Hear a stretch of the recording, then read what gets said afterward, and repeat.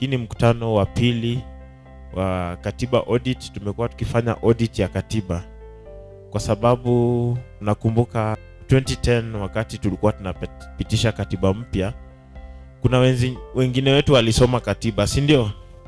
Kuna wengine wetu walisomewa, si ndio? Wakasema kama baba amesema iko sawa, then iko fine. Wengine wakaambiwa katiba si mzuri, wakasema kama mabishop wakati huo walikuwa pande wa no. Sema kama wakubwa wa kanisa wamesema ni mbaya, basi ni nini? Lakini sasa wakati ilipitishwa, nani alikuwa anatumia hiyo katiba? Haikuwa ya baba ama ya bishop, ilikuwa yetu. Kwa hivyo sasa tunataka kuangalia miaka 9 baadaye. Sasa hii baba na wengine wamerudi, wamesema tunafaa kufanya nini? Kubadilisha vipenge kadhaa. Lakini sisi tunataka kusikia kwa wananchi, wewe kwa maoni yako, kama katiba imekusaidia ama iko na shida, inafaa kubadilishwa, na kama inafaa ni wapi na kwa nini, si ndio? As Katiba Institute, we have been involved in the process of auditing the constitution. Tumekuwa na watu ambao wanatuambia we need to have what? A referendum. So when we sat back tukajiambia, this referendum, who is leading it? What are their intentions? Are they for the benefit of the Kenyan citizens, or are they for their own personal benefit? So we sat down and decided, led by Professor Yashpal Gai and Jill Cottrell Gai, we decided we need to do an audit of the constitution to see how far we are. Because only then ndio tunaweza kusema let us amend kipengele hiki sababu it's not going right.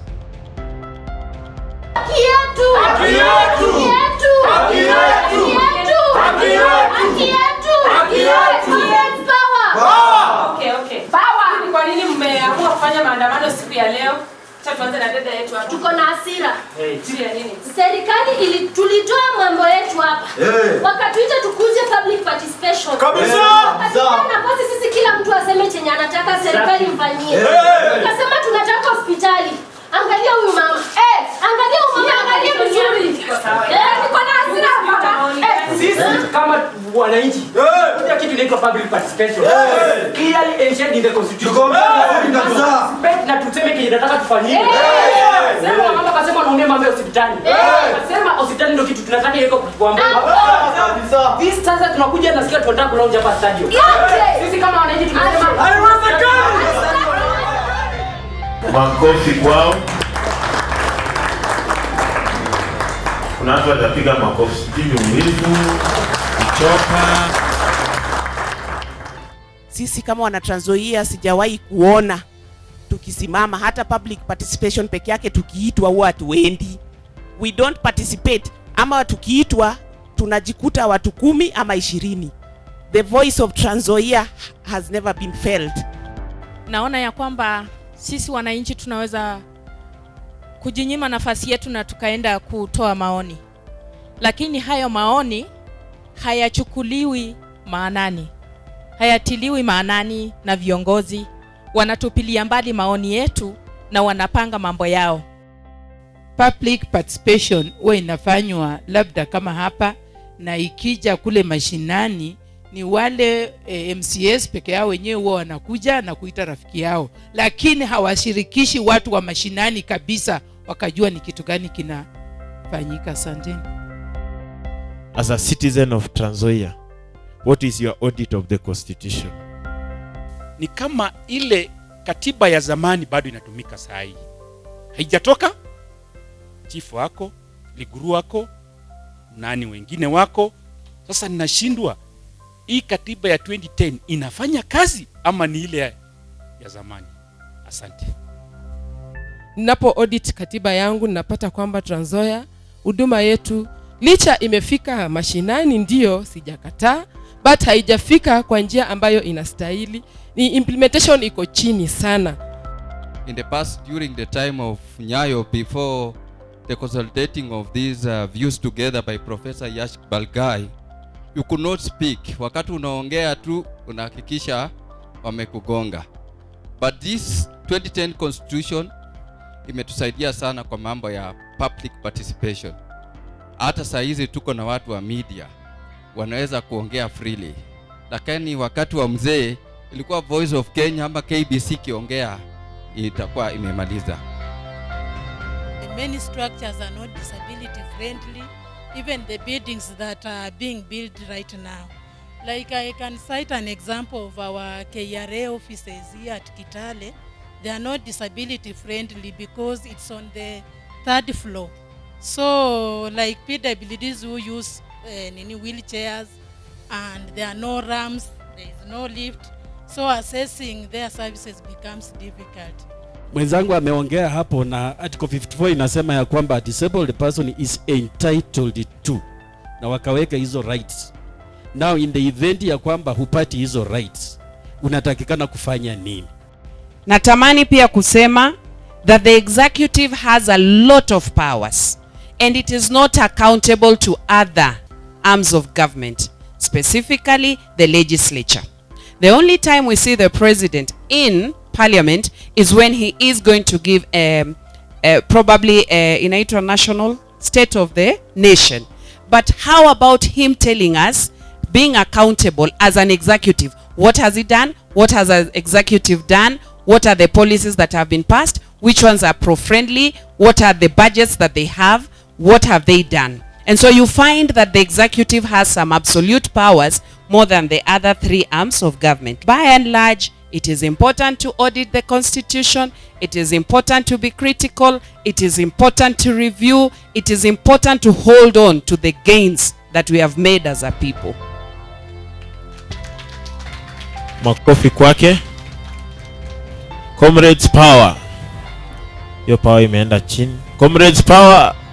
Did you not feel that when most people were speaking this morning, what they were tending to say was, these people, they didn't always say who these people were, but these people are supposed to do this under the Constitution, and they haven't done it.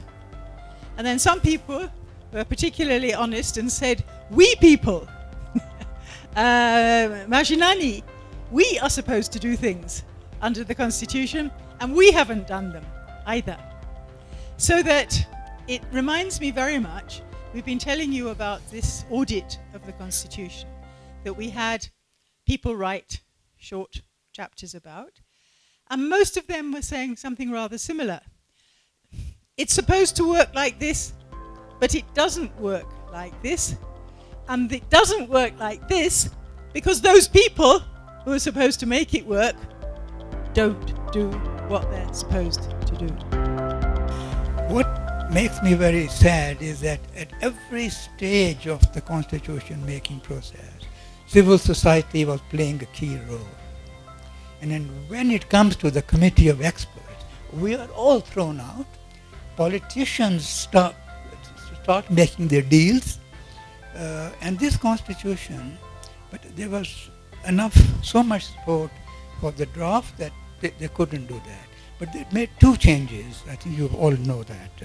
The first change was from the parliamentary system to presidential system.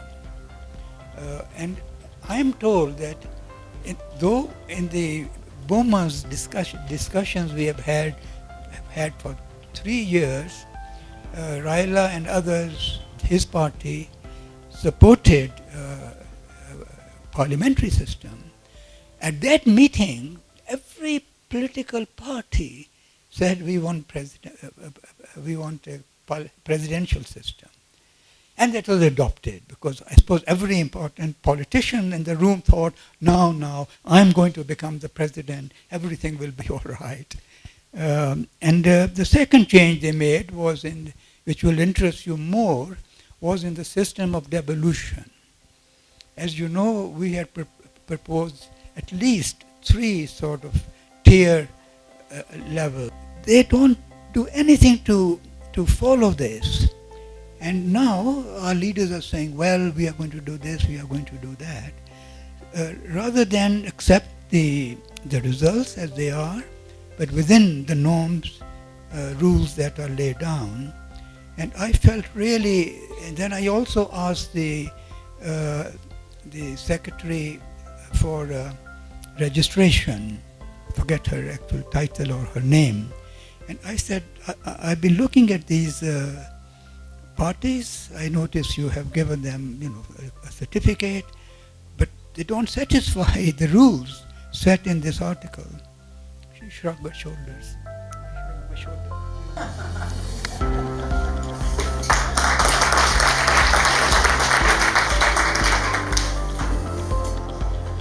Makofi tena. Naomba mnapotoka hapa, tafadhali tuwe walimu kwa wenzetu ili tuweze kuelewa katiba vile ilivyo. Niliuliza mgeni wetu heshima, una miaka mingapi? Na akaniambia niko na miaka 81. Na mimi nikaambia yeye niko na 62. Kitu ambacho mimi ingawa ni mdogo, akili yake iko sharp kuliko yangu. At that age, the guy is still strong, still sharp. Na we pray na kwamba uendelee kutusaidia. Licha umepitia mengi, ukaenda sijui Honduras, sijui ukaenda wapi, ukatoka Dar es Salaam, lakini tunashukuru ya kwamba uko pamoja nasi kutusaidia mambo ya katiba. May God bless you so much. Na wote nataka tuende kwa amani tukimshukuru Mungu. Thank you very much. Thank you, Dennis. Let one and all